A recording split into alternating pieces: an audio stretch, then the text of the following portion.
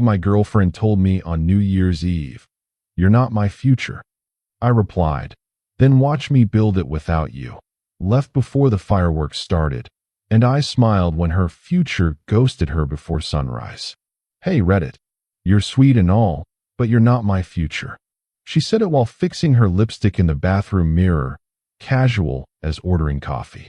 The countdown music thumped through the walls of her friend's penthouse apartment. Midnight was 13 minutes away. What does that mean? I asked. She clicked her lipstick shut and turned to me, eyes sharp with something between pity and impatience. It means exactly what it sounds like.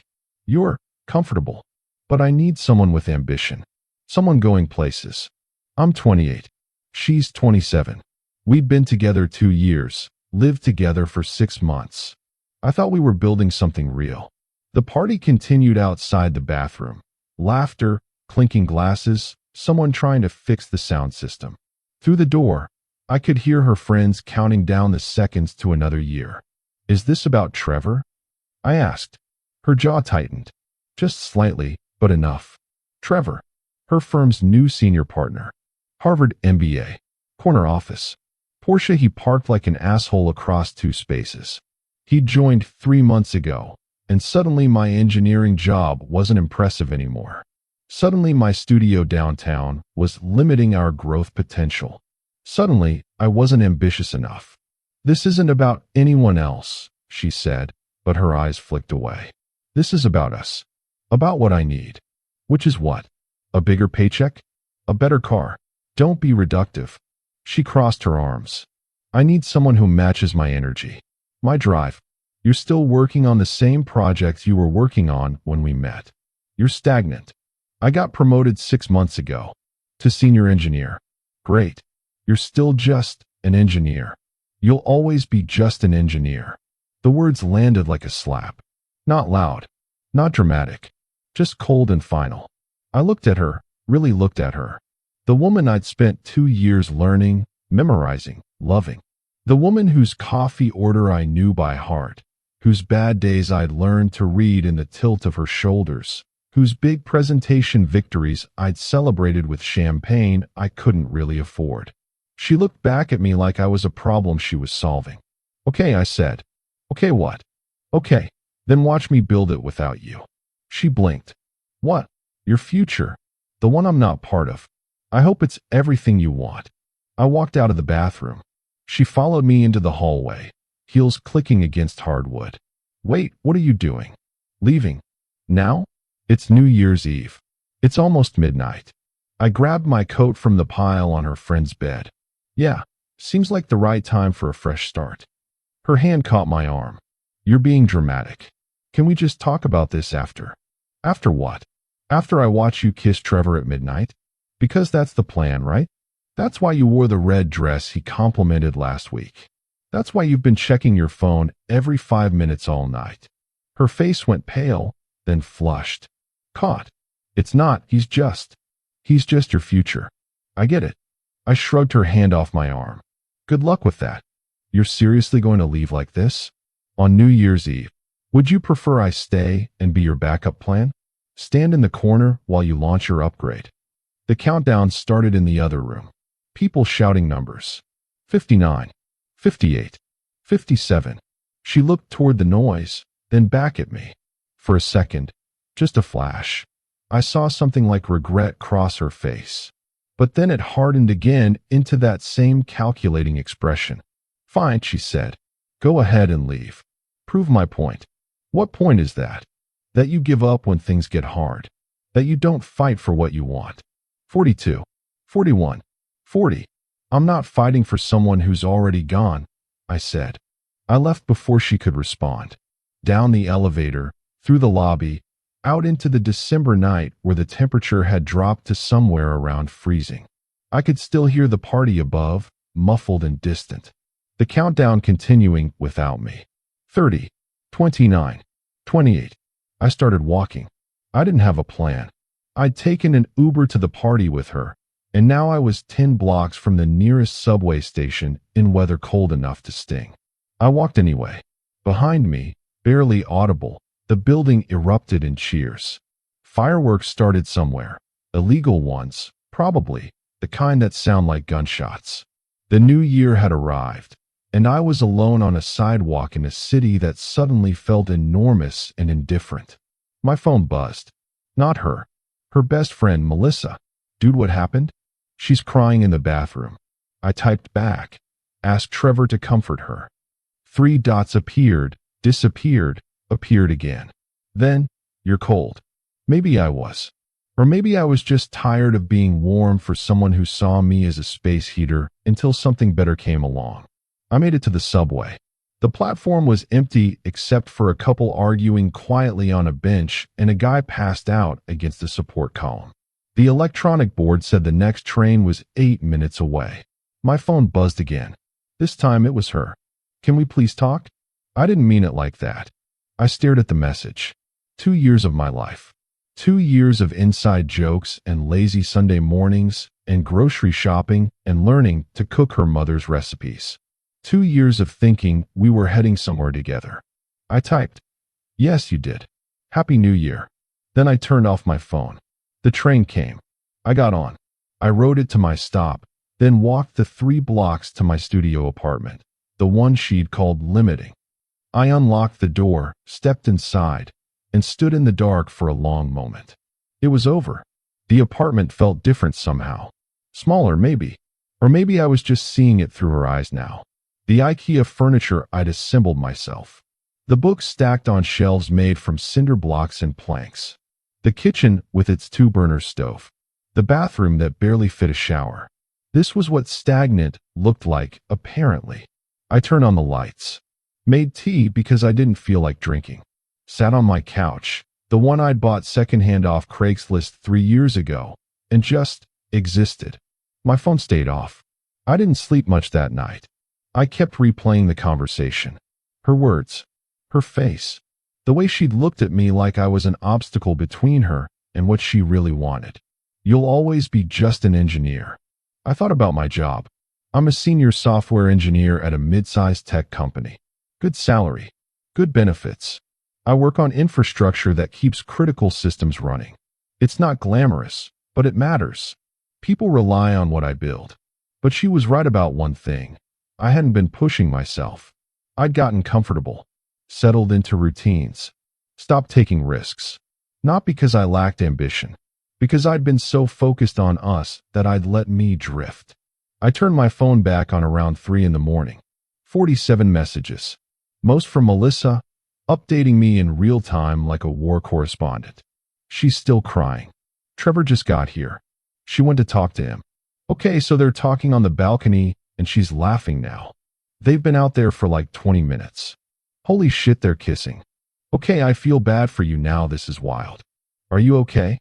The last message was time-stamped 30 minutes ago. So Trevor just got a call and left. She's asking where you are. I didn't tell her anything. I set the phone down. Made more tea. Watched the steam rise in the dark. She'd moved on before the champagne went flat. That was good, actually. Clean. No ambiguity. No, maybe we can work on this. Or, I need time to think. She'd shown me exactly who she was and what I meant to her. I pulled out my laptop. If I wasn't going to sleep, I might as well be productive. I'd been toying with an idea for months, a side project. An app concept that could streamline communication between engineering teams and project managers. Nothing revolutionary, but something useful. Something I kept pushing to someday because there was always something else to do. Always somewhere else to be. Always someone else's priorities. I opened a new file and started coding. The sun came up around 7. I'd built the basic framework for the app's architecture. My eyes burned and my back ached from hunching over the laptop, but I felt something I hadn't felt in months. Purpose. My phone rang. Her name flashed on the screen. I let it ring. It rang 4 more times over the next hour. Then the voicemail started. I didn't listen to them. Instead, I showered, changed, and went to the coffee shop 2 blocks over. The one with the good Wi-Fi and the barista who made excellent pour-overs. I ordered a large black coffee and a breakfast sandwich, claimed a table in the corner, and kept working. By noon, I had a functional prototype. Rough, but promising. My friend Chris called around 1. Chris, who I'd met in college, who'd gone into venture capital and now spent his days listening to pitches. "Happy New Year, man," he said. "You alive?" Define alive. That bad? I told him the short version. The bathroom. The countdown. The walk. "Jesus," he said. "I'm sorry, man. That's brutal." "It's fine. I'm fine." "You don't sound fine. You sound weird." "What are you doing?" "Working on something." "Actually, can I run an idea by you?" I pitched him the app concept. The problem it solved. The market gap it filled. He listened without interrupting, which wasn't like Chris. Chris loved interrupting. When I finished, there was silence. "Chris, how long have you been sitting on this?" "The idea?" "Few months." "The actual build?" "Started last night." "You built a prototype in one night?" "Basic one." "Yeah. Can you send it to me?" I sent him the demo link. Heard him clicking around on the other end. "This is good," he said finally. "This is really good. The UI needs work, and you'll need to beef up security before you can scale, but the core concept is solid. Why haven't you done anything with this?" "I don't know. Time. Energy. Didn't seem like a priority." "Make it one. Seriously. I want to talk to you about this when you've got a more polished version. I know some people who might be interested in funding this." "Funding?" "Chris, it's just a side project." "It doesn't have to be. Look, take the weekend. Clean it up. Make it pretty. Then call me Monday, and we'll talk for real." He hung up before I could argue. I sat there with my cold coffee, staring at my laptop screen. Funding. Interest. Possibility. The things she said I didn't have. My phone buzzed again. Another voicemail from her. I still didn't listen. I spent the rest of the weekend in that coffee shop. I'd go home to sleep for a few hours, then come right back. The baristas started to recognize me. One of them, a girl about my age with blue hair and a nose ring, asked what I was working on. "An app," I said. "Like a dating app?" "No. Communication tool for tech teams." "Oh." She sounded disappointed. "That's less exciting." "Maybe, but it works." She smiled. "That's actually cooler. Making something that works." Monday morning, I called Chris. He connected me with 2 of his partners. They wanted to meet.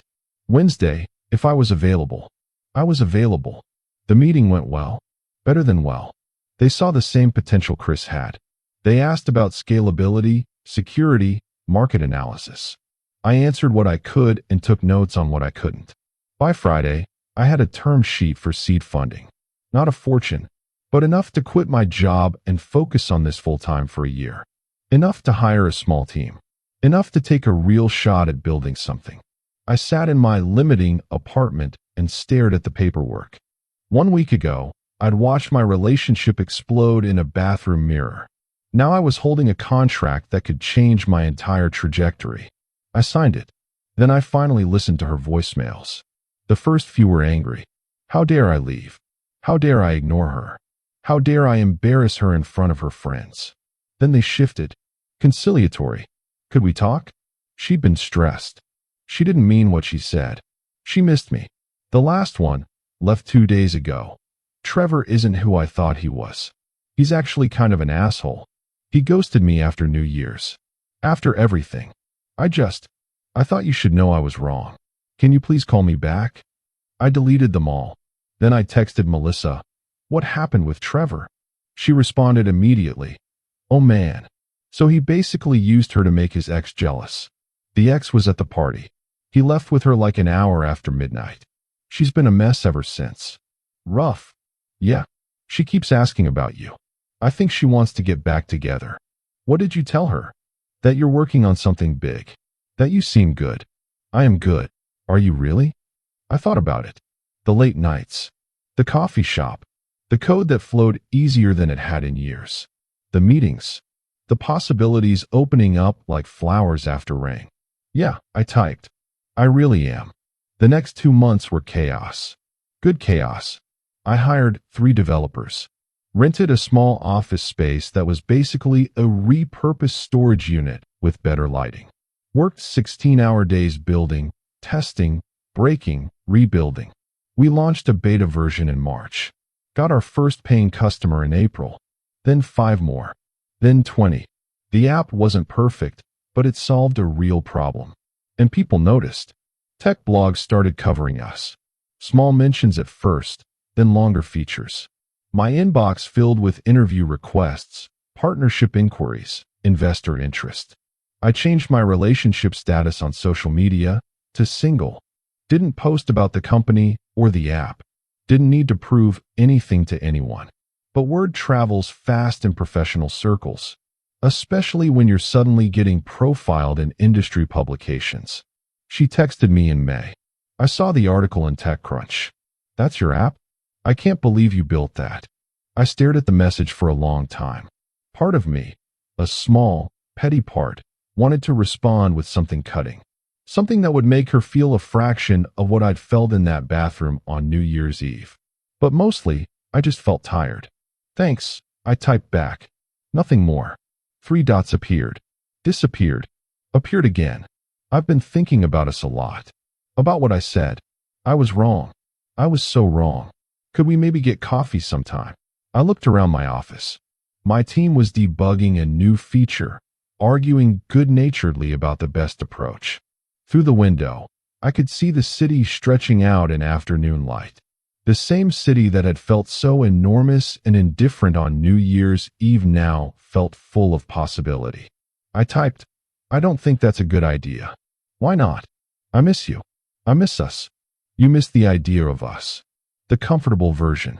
But I'm not that person anymore. That's what I'm saying. You've changed. You've grown. That's amazing. I almost laughed. The change she admired only happened because she'd cut me loose. Because she'd looked at me and decided I wasn't enough. I hope Trevor taught you something. I typed. I hope you find what you're looking for. But it's not going to be with me. Don't be like this. Please. We were good together. We were comfortable together. That's different. I made a mistake. One mistake. Are you really going to throw away 2 years over one mistake? My fingers hovered over the keyboard. 2 years. 24 months. 730 days of building a life with someone who saw it all as a placeholder. You didn't make a mistake, I wrote. You made a choice. You chose what you thought was your future, and it didn't work out. That's not my problem anymore. I blocked her number before she could respond. The app kept growing. By August, we had 200 business clients. By October, we were in talks with a major tech company about acquisition. The number they floated made my head spin. I hired Chris as an advisor. We celebrated in a restaurant that would have been too expensive for me to even consider 6 months earlier. To building it without her, Chris said, raising his glass. To building it for me, I corrected. We drank. Has she tried to contact you again? He asked. Few times. Through mutual friends. I don't engage. Cold. Practical. She had her chance. She made her choice. You don't think people deserve second chances? I thought about that. About growth and change and the complicated math of forgiveness. Maybe, I said. But not with me. Some doors close for a reason. Chris nodded. Fair enough. So what's next for you? After the acquisition goes through? I don't know. Travel, maybe. Take a real vacation. Then probably start something new. Another company? Maybe. Or maybe I'll just take time to figure out what I actually want. Without someone else's expectations in my head. Sounds lonely. Sounds peaceful. The acquisition closed in December. The day the money hit my account, I stood in my apartment. The same limiting apartment I'd never bothered to move out of, and laughed until I cried. Not because of the money. The money was nice, sure. It meant security. It meant options. It meant I'd never have to worry about whether I could afford champagne to celebrate someone else's victories. But mostly I laughed because I'd done it. I'd built something real. Something valuable. Something that started as late-night code written in the aftermath of heartbreak and grew into something that mattered. Something she'd never seen me as capable of. New Year's Eve rolled around again. 1 full year since the bathroom. The countdown. The fireworks I'd walked away from. I got invited to parties. Lots of them. Networking events disguised as celebrations. People who wanted to meet the guy who'd built and sold a successful startup in less than a year. I declined them all. Instead, I went back to that coffee shop. The one with the good Wi-Fi and the excellent pour-overs. The blue-haired barista was still there.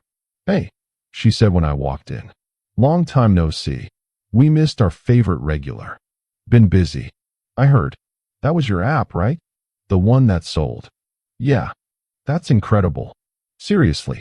I remember when you were just starting out, camping here every day. Felt like the only place I could think clearly." She made my coffee, still knew my order, and slid it across the counter. "So what now? Retiring at 28? God, no. I'd lose my mind. I'll figure something out." "Well, whatever it is, I hope you keep coming here.